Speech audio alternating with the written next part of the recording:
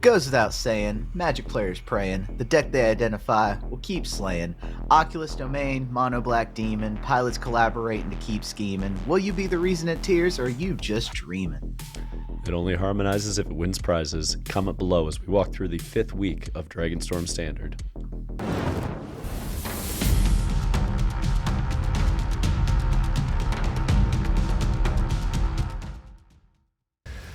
Alrighty, Rebels, I apologize, my voice is not all here at the moment, but we looked at 8 major tournaments and 64 top 8 results for this week's breakdown. Of those, Izzet Cutter claimed 20 top 8 spots and 4 trophies, meaning it took roughly 1/3 of all top 8 spots and half of all the tournament trophies came home with Cutter. That's dominance in the face of a format that has been gearing up to beat it with main board hedges, and I hate to say it, but I think we're staring down a banhammer in the future. Till then, Cutter's just going to continue to reign at the top.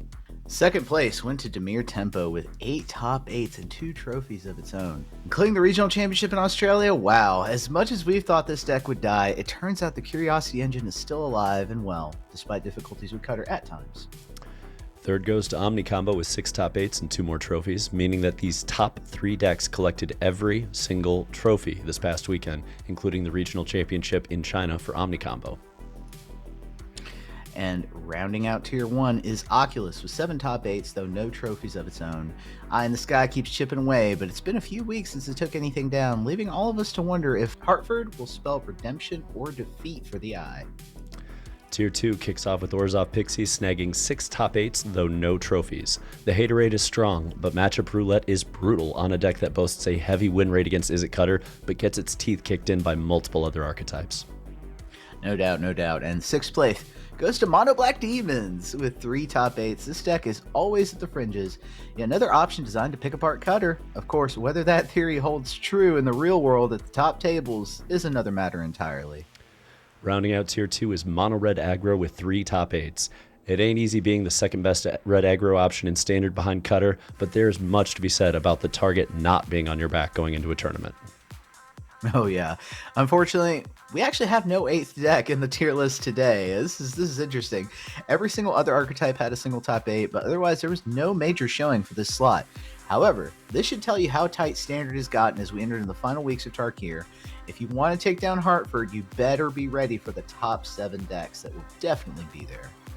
Over in Brewer's Corner, I'll be featuring Rakdos Aggro and Mono Green Aggro, one coming off a finals run in Australia's regional championship, and the other a brew I created in an attempt to push back against Cutter and friends. And I'll be highlighting Dimir Control and Gruul Delulu's latest update. But first, let's fly over to our tier list breakdown, starting with everyone's favorite villain, Izzet Cutter. Angels Jeffrey won Sunday's 93-player MTGO challenge with Izzet Cutter taking down the Mirror in the finals, and let's talk about how the deck has shifted. So first and foremost, the slick shots are in the board. Drake Hatcher's in the main. So why this is happening, you get that pre-board for Mirror, you get the pre-board for Red Aggro, it's good against Oculus, and it's good against High Noon when they start bringing that in post-board. Let's also note that there is a 3-1 split on Floodmaw and Yield a Braid. Again, this is kind of the same trick Delver used to run. So you have early removal with torches and a braid for the smaller threats, and then the larger ones you just bounce so that you get a time walk whenever they try to land a 3 or 4 drop. This keeps cards like Oculus off the battlefield despite helping hand, and it clears a path for Cutter. The Abrade in particular is a hedge against the Mirror, and obviously you're going to see a lot of it. The deck's like 30 to 40% of the meta on any given day. Last but not least, let's look at those 2 Rals sitting in the sideboard and understand that grinding against this deck is also a nightmare, because Ral plus stock up, you're starting to see where these cards just give you so much advantage and diversify the threat base in a way that is difficult to contain. Seeing the top deck continue to evolve, that's a nightmare for most other deck players, right? But look, we're starting to even see Cutter's being played so often, we're starting to see it be pre-boarded for the Mirror more often than not. Are we going to see that more and more, or is there another deck that Cutter needs to worry about when it's thinking about game 1? I mean, it's really a question of how well the Mirror hedges play into the rest of the format. right now, Hatcher plays well into the rest of the format. It's not as effective as Slickshot against decks like Jeskai Dragons and decks where you need bigger burst damage versus grind. But a lot of what's happening in the format right now allows this Cutter deck to just grind. So Drake Hatcher is slotting in perfectly there. You've got a lot of decks that are in red-based aggro, which means they're trying to win via playing removal spells that need to deal with early threats. Hatcher is so difficult to contain in that sense. It's a 1/3 with prowess. All you need is basically any prowess spell to lift it above torches, to lift it above abrades, and so it's very simple for them to utilize it in that fashion. Yeah, that Hatcher, that is that was a slept on card really up until recent weeks. But let's go ahead and shift along to another deck that wants to take that top slot. It's always on the heels of Izzet Cutter, Dimir Tempo. Jennifer Rose Holloway smashed through the 222-player regional championship in Australia this past weekend with Dimir Tempo, beating a brew-tastic Rakdos aggro deck in the finals to clinch the trophy. Let's take a look at how. So I love the way that this has been constructed. As far as Dimir decks go, you have a 3-3 split between Drowner and Bat. Both play excellently with Curiosity and to a degree with Kaido. You've also got a 4-2 split here of Preacher and Tishana. That should tell you how big a deal Cutter is, that we are on 4 Preacher, 3 Bat, and a Shelly in the main, and that we still like Tidebinder, because let's not forget that Cutter trigger, you can just Tidebinder it and turn off Cutter. If they don't have the Burst Lightning or the Bounce spell, you've just turned off Cutter. So I see where they've made these decisions to try to hedge a lot against Cutter. I don't know that it's enough, but I know that Cutter does have some issues containing this deck if it gets moving and it gets the momentum before Cutter gets rolling. And there are a lot of Cutter hands that start with kind of just digging, you know what I mean? A couple ops, a couple slides, maybe a removal spell, but they're not necessarily starting until turn 3 or turn 4, at which point you could have already landed an Enduring Curiosity and snowballed your advantage. I'll put a pin in that and note later about how they're doing these little spells in the first couple turns and really waiting until turn 3 to get set up when we talk about another deck. But my question for this, we discussed last week the inevitability of Cutter in this matchup specifically and how it has it, whereas Dimir tends not to. I see it going into a full set of Enduring Curiosity. Does this give it the endurance it needs, or are there other things that it can do to sort of shore up that matchup better? So the Enduring Curiosities I'm very back and forth on, because a lot of the Cutter decks are running torches and they have a lot of ways to bargain to kill Curiosity, and it's very awkward when you spend 1 mana to get it or spend 4 mana to get answered by a 1 mana removal spell. At the same time, Curiosity is the card that, I mean, it broke like 2 seasons of Standard because of how hard it snowballs if it's left unchecked. So I think you can play around what Cutter is doing to a degree. Especially with the players that are not as familiar with the patterns between Dimir and Cutter. And you can get that snowball going. And once you have that going, it becomes a lot harder for them to catch up, because they're going to have to do triple or quad spells to clear the battlefield and put pressure on you when you've already got pressure going against them. And I really feel like it's a snowball either way most of the time. It's not a scenario where these games are necessarily super tight. It's who ran away with the game before the other one stopped them. That being said, I think this is still a very tough matchup for Dimir Tempo, quite honestly. But speaking about unchecked cards, unchecked decks, the longer they go, the more inevitable they become. Let's talk about a deck that's known for that, Omni Combo. All right. Apologies if I butcher the name. Yuquan Zhang took down the 233-player China Regional Championship with Omni Combo, pushing through Izzet Cutter in the finals with a list that is absolutely geared to take down an aggro metagame, so let's take a look. Now, first and foremost, we've been seeing a lot of these builds with 2 Blast Zone and then either a Cavern or a Mistrise. This is the first one I've seen that just does a 1-1 split across the board, just 1-1-1. It's a solid pre-board hedge. It does a really good job of making sure that if your opponent is relying on countering your Meringue River regions, you're getting at least the first one through. It also does a pretty good job of forcing through an Abuelo's Awakening if you're worried about Spell Pierce. And last but not least, the Blast Zone does a great job of clearing out some of those pesky 1-mana spells such as Swift Spear, Storm Chaser's Talent, and Friends. Right? So this deck does a great job of that. This deck also, I think, does a good job of understanding you don't have time to be playing 4 Confounding Riddle. You already have 4 Stock Up, you have 4 Temp Lockdown. The Confounding Riddle is essentially your 9th 3-drop. You can't afford to go too much higher. Afara's Dispersal is basically a 1-drop in this deck. Yeah, a good note about that Confounding Riddle as a 9th 3-drop. Yeah, very good point. And that Sort of kind of brings me to my question. Talk to me about the counterspell suite here. I'm noticing 3 main, 3 in the side. A couple of those in the side are changed the equation. Very interesting against the Gruul colors. Is this enough? And do we need Disdainful Stroke at all in this meta? I don't know that this deck cares about Disdainful Stroke because this deck doesn't worry so much about countering big spells like Shiko. You hope they tap out like that. That would be great for you. Okay. What you're more concerned about is the counter war, where they're going to spell pierce and you need to spell pierce them back, or you need a negate to make sure you push through. It's basically you need a way to force through a Boiler's Awakening in many scenarios. Occasionally you have to force through a lockdown or a river region.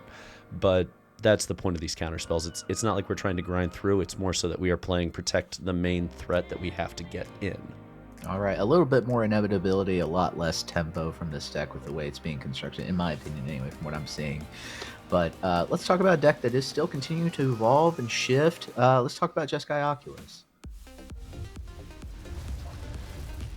Fernando Arriagada made it to the semifinals of Australia's 5K RCQ with Oculus, falling just shy of earning that critical trophy for the Eye in the Sky, and let's find out why.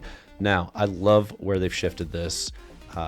I've tested a lot with Oculus over the last few weeks. This is a really good list. The 2 Spyglass Siren, you're going to look at and you're going to wonder why until you realize that Torch the Tower bargains that map token and kills a Hatcher.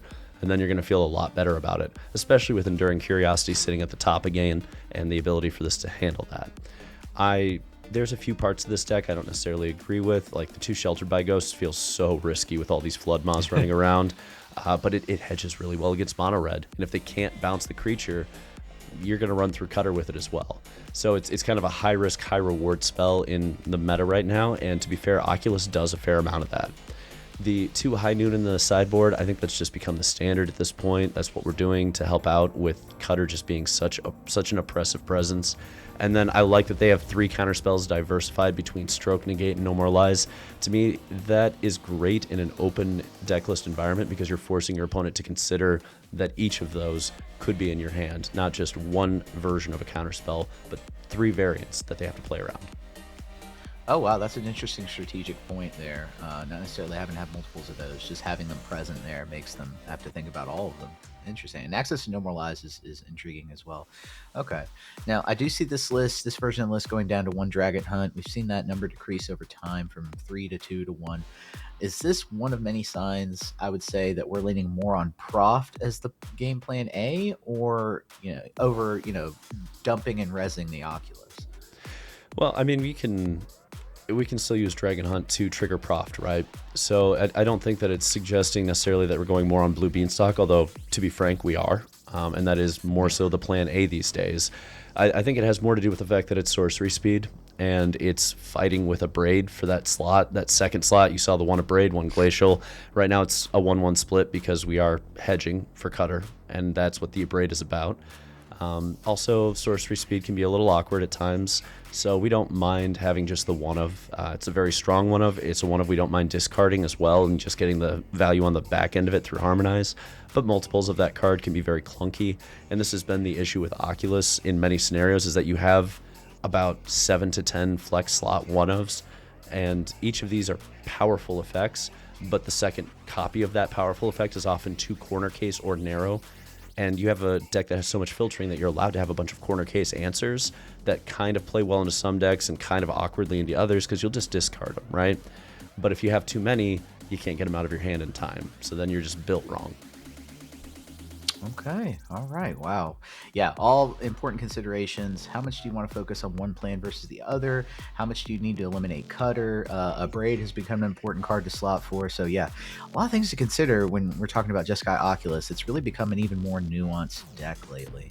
But that does it for Tier 1. We've only got 3 decks in Tier 2, but let's talk about each of them, and I will start by going into Orzhov Pixies. Ruby Zilia made it to the finals of Saturday's 55-player MTGO challenge with Orzhov Pixies before losing to Omni Combo. Let's take a deep dive into the deck and see what's going on here. We've got 2 copies of Elenda, Saint of Dusk. Fantastic card to have right now on the sideboard. For 1, Flood Maul can't touch it. And for 2, it's going to be able to stabilize your board post-lockdown quite excellently. And so I love what this card does. I love it being in the sideboard slot. We're also seeing a comeback here, 2 copies of Unholy Annex. We saw this last week. This has become the choice draw engine for the deck. And I think it's proven its worth in those slots. I think it slots in really well here. Your opponent's not exactly expecting, if you're playing enclosed deck lists, Unholy Annex to come along, but it's definitely something that helps you go over the top. We're seeing 1 copy of Tiny Bones joins up.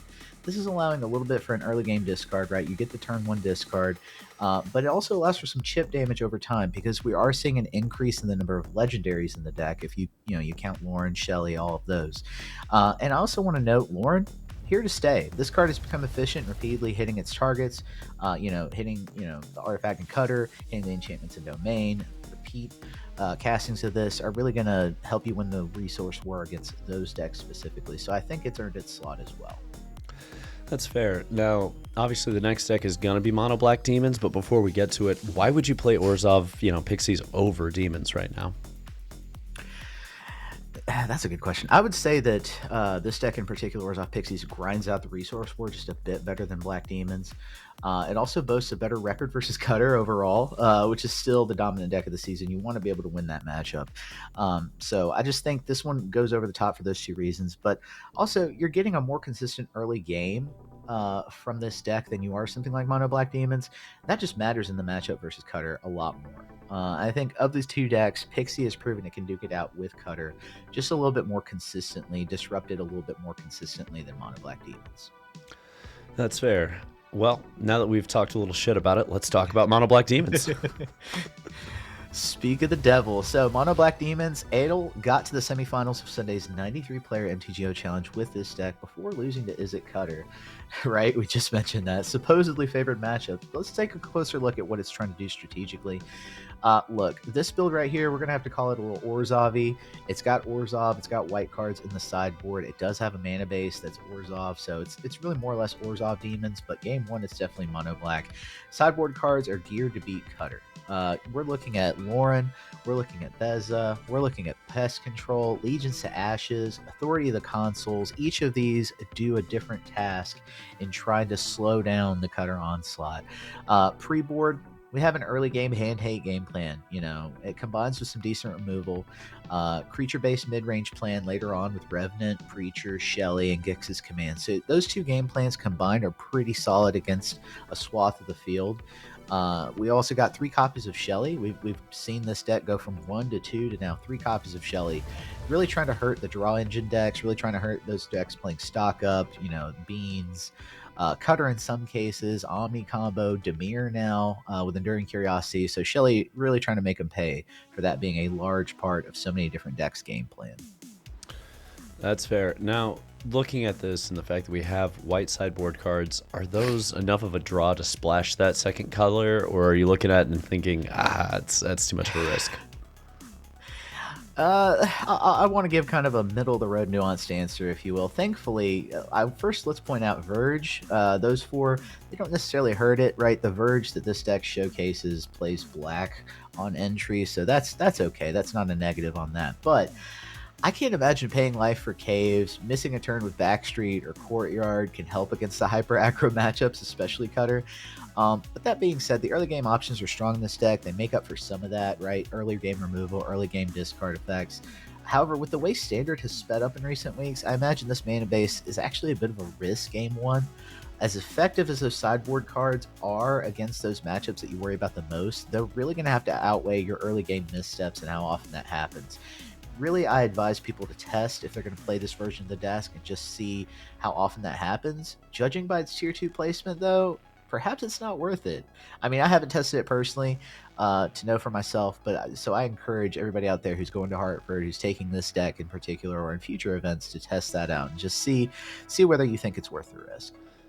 I'll tell you what, let's go ahead and talk about a deck that absolutely wants you to play as many Caves of Koilos as possible, and preferably only Caves of Koilos. Mono Red. No doubt. So, Wenhao Ran made it to the top 8 of China's 233-player regional championship with Mono Red Aggro, sneaking into that final spot before losing the quarterfinals. Look, let's take a peek here some things have shifted since last week. One thing I want to note, we're only having one copy of Magebane Lizard here. Interesting choice.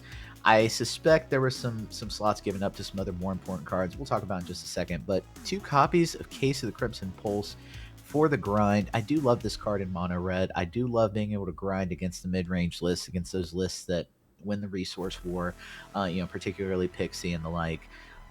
You are kind of dependent on it, though, in those matchups. So I don't know. 2 copies is sufficient. 2/2 Lynx and Tursa mainboard split. This is a hedge against Oculus, Domain, Jeskai Dragons, punishing those greedy mana bases. So I like Retursus here. We've already talked about how much we like Sunspine Lynx, so I appreciate having those copies in here. That being said, I kind of feel like this deck should be more decisive in terms of how many cards it wants to put in certain slots, but I don't know. I'll leave that to the testers to determine.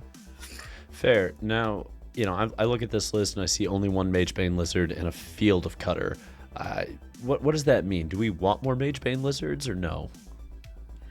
I personally think so. I note that last week's list did not have a Braid. So that's one of the cards I think that slots were made for, and this is the card that suffered. This week it is featured in the sideboard. I wonder if players have traded, punishing the multiple castings in the early games as 1 mana value spells in Cutter for simply just being able to destroy the Quarry Steel Cutter. Maybe they consider that more important in their testing. If that's the case, I can see why these slots for Lizard were greatly reduced in favor of that. Testing, however, is just going to be the thing that reveals the answer to this ultimately. I will say, however, I come down on the side of punishing those early castings. As card decks that slightly falter, they need to cast Sleight of Hand, they need to cast Opt to get on track, and that chip damage will hurt them greatly in this matchup if that's the case. So I say put Magebane back in, Coach. Fair. And I mean, I'm personally a huge fan of the Lizard, so I probably will. Now, no other deck had more than a single top 8 result. Thus, our final slot here in the tier list is just going to have to go to the Brews. So you fill that slot in next week, as several of them placed well at major tournaments this past weekend. So with that, let's go on to our favorite segment, Brewer's Corner. Dimir Control, take it away, Max. All right, so I'll start with Dimir Control. This by Makubi, who top 16 in MTGO Challenge. Look, no one can deny the power of Dispelling Exhale, Stock Up, River Regent. These have enabled all sorts of blue-based control strategies, across multiple color pies. Exhale has become a new counterspell for those looking to make Regent their top end. Stock Up has shown itself to be more effective in many cases than the other draw engines, including Beanstalk and Annex. Oil Deep Gear Hulk really did remove itself from the discussions in standard meta weeks ago and never returned until now, I suppose. But this list looks to bring it back with a vengeance, really removing some of the mid-game hurdles presented along the way from decks that simply look to bounce your turn 4 play. Fairy Mastermind in the sideboard is also a boon to anyone playing against those draw engines I just spoke of earlier. And of note, flash speed plays are also valuable in light of all the high noons that we're seeing out there as well. So Tidebinder, Fairy Mastermind, those cards increase in value as well as that starts to see an increase. So Dimir Control, maybe it might fill that 8th slot. You decide, Brewers. Fair. And with that, let's take a look at the next thing on the list that's claiming black mid-range. Rakdos Aggro. So, gang, Razor Lives got 2nd place in Australia's regional championship with this, just narrowly losing to Dimir Tempo. Otherwise, would have taken the whole damn tournament down, and I had never seen a list like this going into that. What do we got here? Well, we have my favorite card did not see a lot of play in Standard, which is Alisha, Who Laughs at Fate, doing a lovely job of saying, go ahead, kill the bat, it's coming back. Go ahead, kill the FOMO, it's coming back. Go ahead, kill the Inti, it's coming back. I also love that we're playing Tiny Bones in this because it's just such a clever way to deal with these low curve decks where you put a 1/1 Death Toucher that says, I'll trade with anything, and if you leave me unchecked, I'm going to go ahead and start stealing your shit. And also, Alisha brings me back immediately. So you get in these weird catch-22s where you're like, swing with my Death Touch, and they're like, okay, block. You're like, cool, Alisha, get it back. 1 for 0, boom, done. I just think this is such a clever way to approach the meta right now. The top end is a little bit more mystifying to me with Mishra and Coalstoke and inexplicably some Trumpeting Carnosaurs, but I haven't gotten a chance to test the deck very much, so I'll wait for judgment on those until I've actually spent some time with it. Any chance to bring Rakdos back to the meta is, that you get a lot of cheers from the audience for that one. Rakdos is one of the favorites, and we haven't seen it in a while. So, but likewise, Gruul gets the same amount of cheers. So let's talk about the return of Gruul Delirium. Samuel Loy, third in an Australia regional championship. Look, Delulu is back, baby. What I like about this version, it seemingly acknowledges the need for a fast start. I think that was part of the downfall of past iterations of this deck. Let's analyze some key cards here. I want to point to, first of all, Violent Urge, Monstrous Rage. Violent Urge, that's removal. It's creature-based removal, but it also empowers your creatures. Being able to do both of those, very important early game fast start. 4 copies of Breakout. I am a huge advocate of this card in Gruul Delirium. I think this is a great card to have, especially in light of the fact that you also have 4 copies of Wildfire Wickerfolk that can go with it. That's 4 damage on turn 2. Also great for a fast start. And then let's not forget my favorite piece of graveyard removal. Creature-based graveyard removal. 4 copies of Keen-Eyed Curator. Awesome graveyard hate. An effective one at that. And, nobody ever sees the fact that this could become a 7/7. And nobody ever sees that coming. So, awesome cards combined together. You get a fast start. Very low curve. Maybe this iteration can be that 8th slot in the meta. You decide.